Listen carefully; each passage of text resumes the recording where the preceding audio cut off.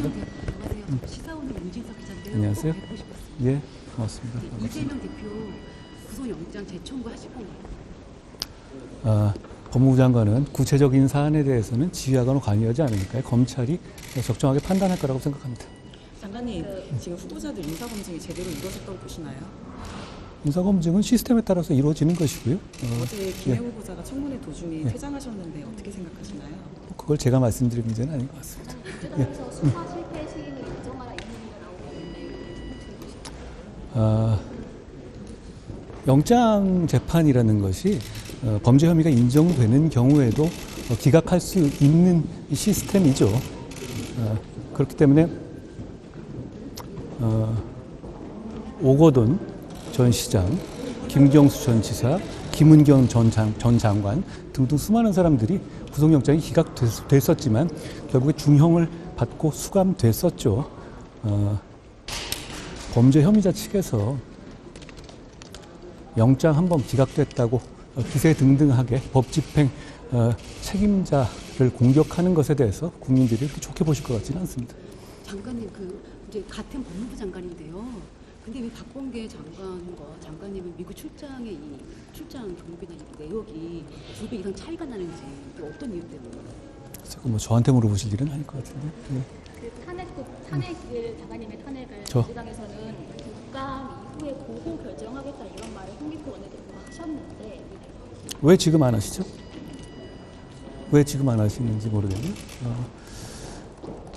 우리 헌법의 제정자들이 자신들이 만든 이 탄핵이라는 중대한 제도가 이렇게 민주당이 쓴 것처럼 범죄 혐의자를 옹호하는 도구로 악용될 거라고는 상상도 못했을 것 같습니다.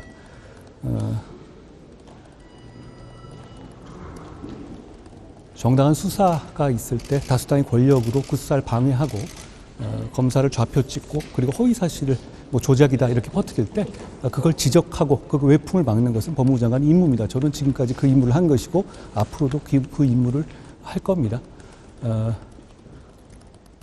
다수당의 힘으로 남 눈치 안 보시고 국민 눈 신경 안 쓰시고 하시고 싶은 거 다 하시니까 저는 저번에 제가 말씀드렸죠. 하시고 싶으면 하시라 이런 말씀을 드렸었는데 그 입장이 같습니다.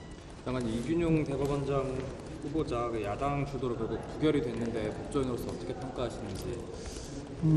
이건 제 개인 입장이고 그리고 법률 업무를 담당하는 법무부 장관으로서 생각하는 건데요.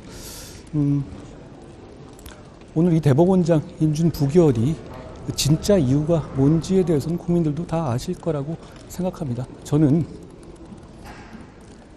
이 진짜 이유는 소위 말하는 사법부 길들이기나 범죄 혐의자에 대한 방탄 같은 민주당의 정치 역학적인 어떤 전략적 이유라고 생각합니다. 그런데 그런 명분 없는 이해타산 때문에 사법부가 혼란을 갖게 되고 그로 인해서 국민들이 피해를 보는 것에 대해서 저는 안타깝게 생각합니다. 국민들께서 공감하시지 않을 거라고 생각합니다. 박범계 의원님 얘기 나와서 말씀드리는데 사실 출장을 신고를 누락했다, 축소했다 이런 의혹이 있잖아요. 법무부에서 어떻게 보시고 계시는지. 그 경위에 대해서 저희가 좀 파악하고 있는 상황입니다. 조치도 취하실 거예요? 어떤 상황이 어떤 것이 드러나고 왜 그랬는지를 파악해 봐야 되겠죠. 그 전에 조치가 어떻게 될 거다 이렇게 말씀드리는 건 좀 성급한 것 같고요. 근데 원래 개인 출장 같은 경우에 이게 법무부에서 다 지급이 되나요? 공무원은 개인 출장이 아니죠. 네. 장관님 이재명 대표 오늘 오전에 법정에서 정진상 전 실장이랑 포옹하는 일이 있었는데요. 요거 보고를 받으셨는지 어떻게 보시는지? 포옹을 했다고요?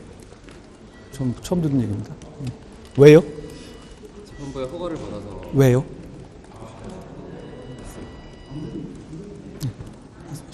장관님, 인사에 대해서는 장관님께서 가장 많이 검증을 많이 하시지 않나요? 인사 저희 여러 차례 말씀드렸잖아요. 인사정보관리단은 객관적인 1차 정보를 제공하는 것이고요. 추천이나 비토하거나 제가 관여하지는 않습니다. 그런데 지금 인사가 제대로 된 인사가 없는 것 같아요. 계속 말씀하시는데 의원님이 말씀하시는 건 비슷한 건데 판단의 문제고요. 각각 역할을 하고 있다고 저희는 생각합니다.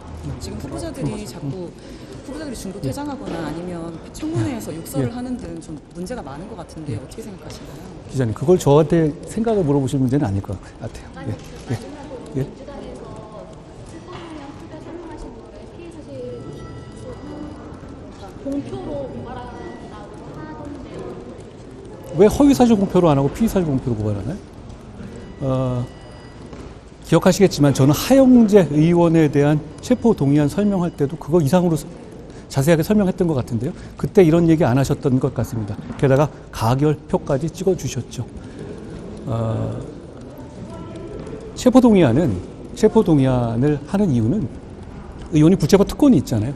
그 특권을 갖기 때문에 거기에 상응하는 어떤 이 조치를 하기 위한 것이잖아요. 그것이기 때문에 국민이 보시는 앞에서 공개적으로 설명하게 되어 있고 그 조치를 하는 거다라고 말씀드립니다. 그런데 문제는 제대로 된 설명 없이 어떻게 결정을 하겠다는 건지 모르겠습니다. 그리고 그거는 법에 규정된 임무이기 때문에 당연한 임무입니다. 과거부터 해왔던 거고요. 증거인멸 우려가 없다면서 결과적으로 구속은 실패한 건데 이 부분에 대해서 수사가 실패했다는 어떤 그런 부분은 아까 말씀드렸다시피 많은 경우에 구속영장 기각이 무죄를 의미하는 것은 아니지 않습니까? 많은 경우 아까 말씀드린 것처럼 여러 많은 사안에서 손꼽을 정기도 어려울 정도의 많은 사안에서 실제로 유죄 중형이 선고돼서 수감됐었죠. 그렇게 말씀드리겠습니다. 검찰은 증거인멸을 말씀하신 건 원래 검찰은 그거를 위주로 구속을 시키자고 했던 건데 안 된 거죠. 영장재판이라는 것은 한 사람의 판사가 수만 쪽의 기록을 하루 안에 단기간에 봐야 되는 거지 않습니까? 그리고 그것이 혐의가 입증되거나 어떤 우려가 있다고 해가지고 무조건 해야 된다는 어떤 그런 기속되는 것도 아니고 그렇기 때문에 예측 가능성이 잘 없어요. 그렇고 그런 차원이기 때문에 그게 무제한의 재량이 인정되는 것이죠. 그런 한계가 있습니다. 결과적으로 보면 재판에서 유무죄에서 책임을 지게 되는 것은 본 재판에서 결정되는 겁니다. 재판에서 진행되고 있으니까 보시면 나중에 저에게 공감하실 거라고 생각합니다. 현재 일정이 제가 국회에 들어가요. 예.